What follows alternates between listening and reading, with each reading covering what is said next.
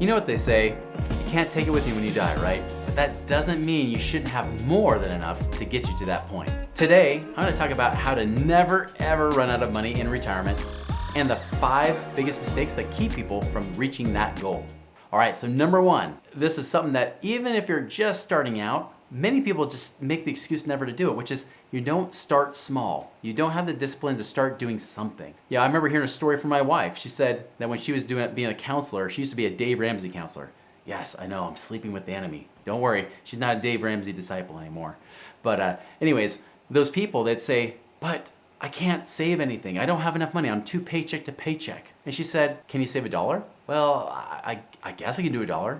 Then just do $1. She's like, make it automatic. Make it come out of your checking account every single month. $1 coming out. And then when you start getting used to that, maybe do $2 or $5, 10, 20. Just start small. Start somewhere. Get in the habit of doing it. And you know what happened every single time? They never even noticed the money was gone. But guess what did happen?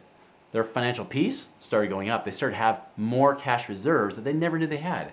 That's a starting point. Some people just don't start because they feel like they're just surviving. They're paycheck to paycheck.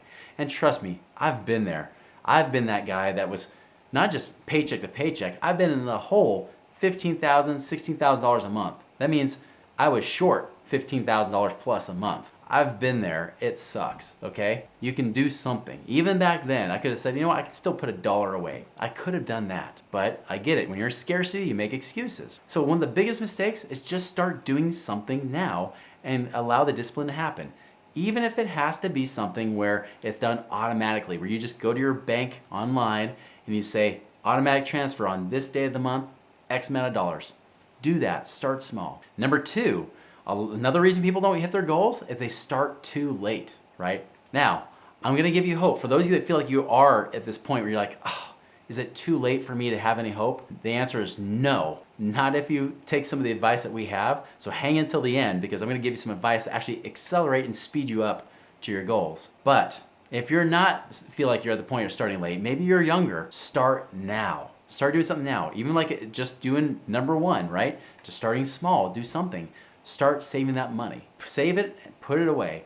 So many people will start so late because they make excuses along the way. They'll say, oh, well, I just got out of college, right? I've got to pay back my student loans. I'm going to put all my money paying off my debt. And then they start getting in the work environment. They pay off all that student loans. And then they say, oh, well, now I'm starting a family. Oh, that wedding was expensive. Oh, kids are expensive. And I know, I've got 8 of them. They're freaking expensive, right? You can't whine at me about, my kids cost me too much money. My 2 kids suck. No, they don't. 8 kids, quadruple that number. I feel ya, okay? You know, the kids, they're expensive. I get it. That could cost you a lot of money. Buying a house, and then you're putting more money into that. And then you have to keep the house up because you got to fix crap when you're moved into that place. It's not like renting where somebody else pays for the repairs. It's all on you, isn't it? And then the next thing you know, your kids get older and then they become teenagers and then you have 2 legs to feed because they eat everything. I mean, they start eating your house and then you got to repair that, right? It's ridiculous. And then finally you're like, oh, the kids are finally moving out. Oh shoot, I got to start saving. Yes, we got to make sure we start now. Whatever it is, start small, but start now. Now, number 3, this is one of the biggest problems I've seen everybody, just about everybody make, right? If they've already been starting to save, most likely they're saving in the wrong place.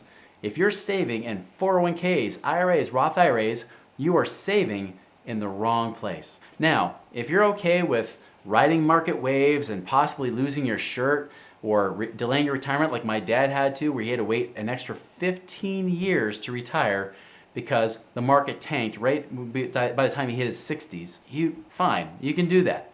You can go with that. But most people saving retirement accounts don't realize when they're investing in the stock market, in the mutual funds, they're lucky to make a 7% rate of return. If you do the math and you put in inflation being more than just 2%, which is not, say that inflation is 5% a year, and then you say I make 7% and you put in what you're currently saving every month or every year, you'll find out your after inflation savings is low, especially if you fall into the next trap, number 4, which is you believe in the 4% rule. Get it? You know, number 4, 4%.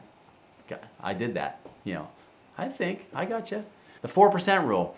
It used to be something that was taught, and still is by those that never keep up with the times, that if you build up X amount of dollars in your retirement account, you can live on 4% and you shouldn't run out of money. Well, even 15, 20 years ago when I was a financial advisor, we questioned that. Is that too much still? Because rates have come down, people aren't making as much in retirement. Is that really a good rule? What if, and if they do want to make more in retirement, they have to go in the stock market. What if you lose money? If you lose money, you pull out money while you're losing money, that's a double whammy. And you can never recover from that, and you start running out of money faster. So the 4% rule says this, is that if you have $1 million you saved up in your retirement plan, you can live on 4% or $40,000 a year. Now that sounds all dandy, but guess what? The Wall Street Journal just came out last year saying, hey, we redid the numbers. Guess what? That guy was full of crap, and by the way, that guy still believes 4% works. They say he's full of crap, it should actually be 3%. So guess what? If you got all excited because you got to your $1 million goal, and now you live on 3% or $30,000 a year, and that's before they tax you on that $30,000 a year, so now you're living on, maybe if you're lucky, $2,000 a month. Congratulations, you became a broke millionaire. You got to that $1 million mark to be a millionaire, to now live below the poverty line. Yay! That's why we don't want to save in those traditional retirement accounts, and that's why the 4% rule really isn't the 4% rule, it's 3%. I know there's young people right now that say, hey, I made it. The stock market boomed. This is especially around the end of 2021. I heard this all the time. 30-something-year-olds saying, oh, yeah, right now, because I'm living cheap and my retirement accounts are huge, I can retire off 4%. Well, first off, because they put it in the retirement accounts, they can't access till they're age 60. No, you cannot, because now you're gonna have penalties and taxes to take that money out. So now you have less. And number two, if you're younger, 3% is even too much. They're saying 3% for retirees. If you're younger, it should be a 2% rule. So if you have $1 million, guess what? You're living on $20,000 a year. Good luck living on that crap, right? Good luck living on ramen noodles and potatoes the rest of your freaking life. Oh, but if you live on those things, you will have a very short lifespan because you will be malnourished and you will die earlier. That might be your hope for retirement. I hope not, because it doesn't work, okay? So I might be a little passionate and fueled up about this because it's bull crap and everybody teaches it like it's gospel, like it's doctrine. It ain't the truth. You ain't Jesus. Financial people, financial experts, no you ain't. No, it doesn't work. It's dumb. So what's the answer then? All right, Chris, I'm sure you're saying that. Chris, okay, give me the answer. Well, I told you, if you wait till the end, you're gonna get it. The real way to invest, to actually be able to retire, not just financially independent and never run out of money, but even potentially retire early, is invest for passive income. That is the key. Invest for passive income. Now, no financial advisor is gonna teach you how to do this. I know.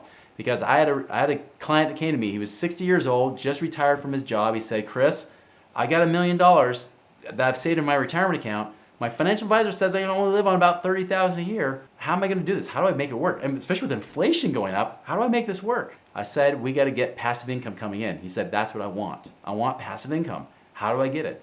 So we started having to invest in different things. We even diversified in what are called alternative investments. Alternative investments are things like real estate investing. And by the way, even in the space of real estate, there's all kinds of things you can invest in. It's not buying the property next door. Usually that's the worst investment you can make.